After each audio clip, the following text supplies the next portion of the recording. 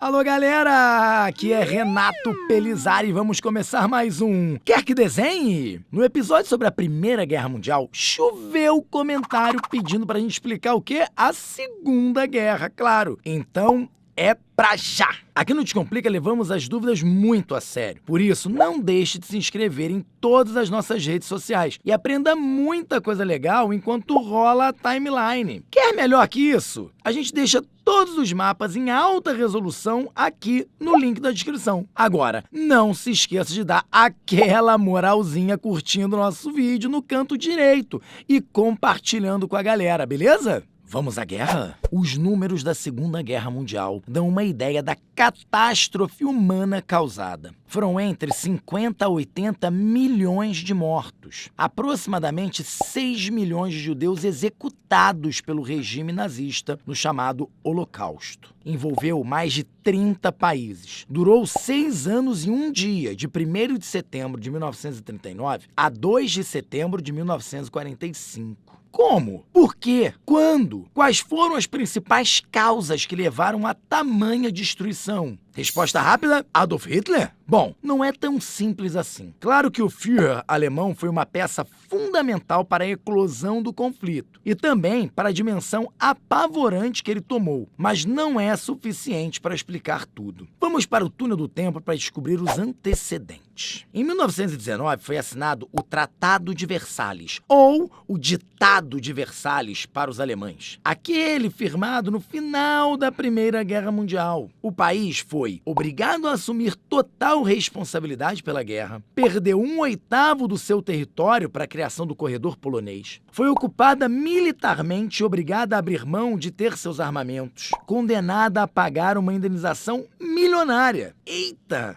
Já deu para entender o climão que ficou por lá. O pior disso tudo foi que os alemães nem participaram da Conferência de Paris, que acabou determinando todas essas exigências do tratado. Resultado? Além de toda a crise política, econômica, social, a Alemanha quebrou. As pessoas estavam muito insatisfeitas e isso tornou a ascensão de Hitler possível. Hitler tinha o plano de unir todos os povos germânicos no Grande Reich. Isso não era segredo. Escreveu tudo em seu livro Mein Kampf, Minha Luta. Ótimo.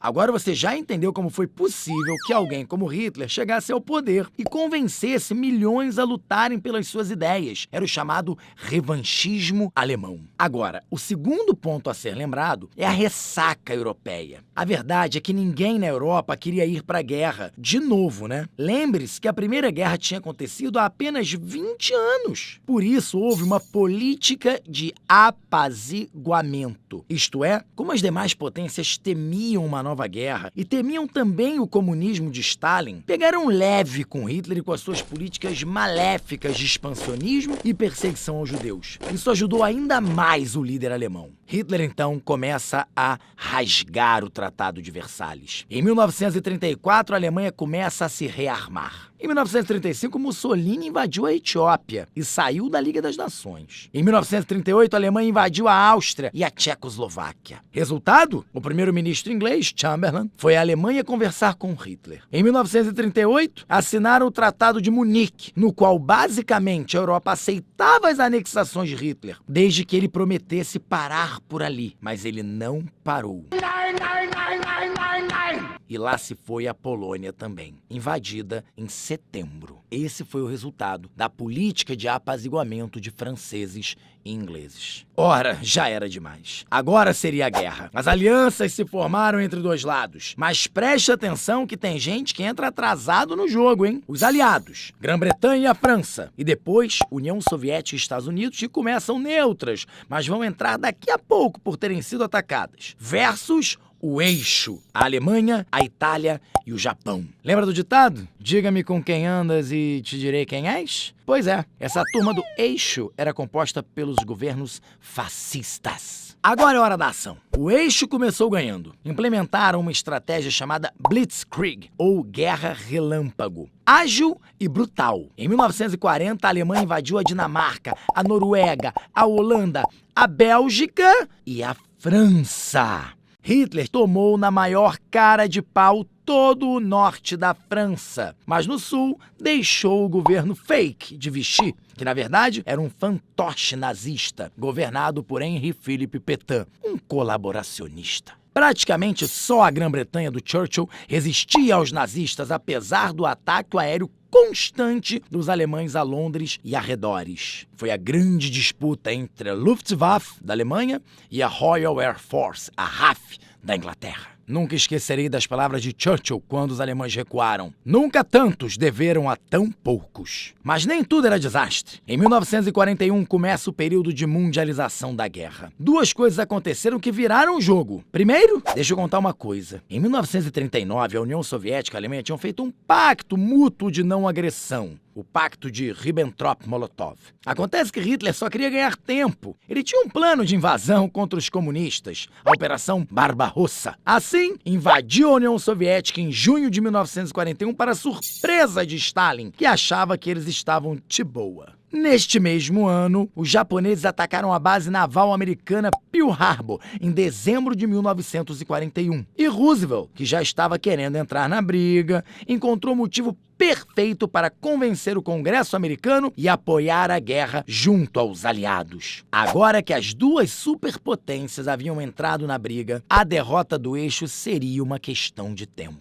O momento da grande virada foi a derrota nazista na Batalha de Stalingrado, quando o exército soviético venceu os nazistas e começou a avançar em direção à Alemanha. A partir daí, os ventos da guerra soprarão a favor dos aliados. Era o rolo compressor soviético. Outra batalha importante foi o Dia D, a Operação Overlord, que acontece no dia 6 de junho de 1944, quando as tropas aliadas desembarcaram na Normandia e iniciaram a retomada do continente, libertando a França. Agora, de fato, a derrota alemã estava muito perto. De um lado, os soviéticos. De outro, as tropas anglo-franco-americanas. Em maio de 1945, o Reichstag, o parlamento alemão, estava tomado. E a bandeira soviética lá estava sendo fincada pelos soldados. E o Brasil? Não fizemos feio não, hein? Marcamos presença com a Força Expedicionária Brasileira, a FEB, único país da América Latina a enviar tropas. A Argentina só rompeu com o eixo aos 45 minutos do segundo tempo, tá? Foram 25 mil pracinhas brazucas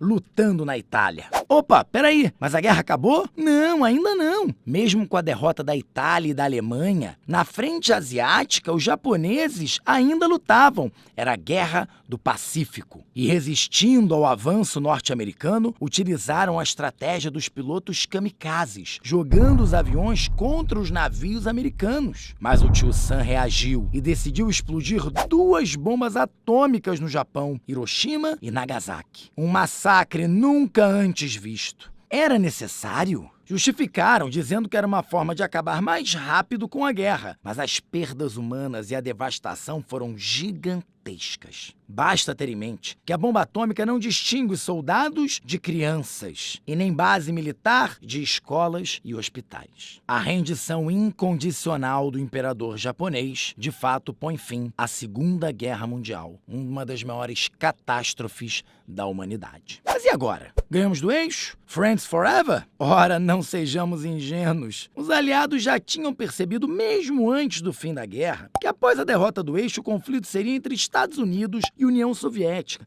capitalismo e comunismo. Começou uma corrida para ver quem chegava primeiro a Berlim, inclusive. Ganharam os soviéticos, mas a Alemanha foi literalmente repartida entre os 4 aliados na Conferência de Potsdam. E as mulheres? Ora, a guerra marcou um período importante no empoderamento delas. Como muitos homens foram para o fronte, as mulheres entraram em peso no mercado de trabalho e de lá não mais sairiam. Um fenômeno que já tinha sido iniciado lá na Primeira Guerra Mundial, lembram? Outra coisa curiosa é que o pôster famoso do We Can Do It virou uma imagem emblemática desse período, em que as mulheres passaram a assumir um papel maior na sociedade. Já que muitos homens estavam em batalha, coube a elas elas comandarem suas famílias e terem mais independência. E depois de tanta destruição, quem quer continuar lutando? A União Soviética estava arrasada, com cerca de 20 milhões de mortos. Uma destruição nunca antes vista e os horrores dos campos de concentração. A humanidade não queria e não podia passar por isso de novo. Foi por isso que os aliados,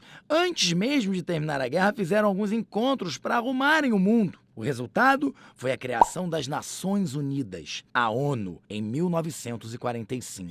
Ela seria responsável pela tentativa de manter a paz a partir de então, mitigando os efeitos da Guerra Fria entre Estados Unidos e União Soviética. Antigos aliados, agora rivais. Essa tragédia literalmente abalou o nosso mundo, inspirando muitos livros, filmes e até uma versão do jogo Call of Duty. Anotado? Ah, não precisa anotar! Basta baixar o mapa completinho sobre Segunda Guerra clicando no link da descrição do vídeo aqui embaixo. Aproveita para dar um like no nosso vídeo e se inscrever no canal do Descomplica. Clicando no card, você pode acessar nosso Face, Insta, Twitter. A gente tá cheio de novidades para a galera estudar cada vez melhor. Não faça guerra. Compartilhe e Descomplica. Até a próxima, galera!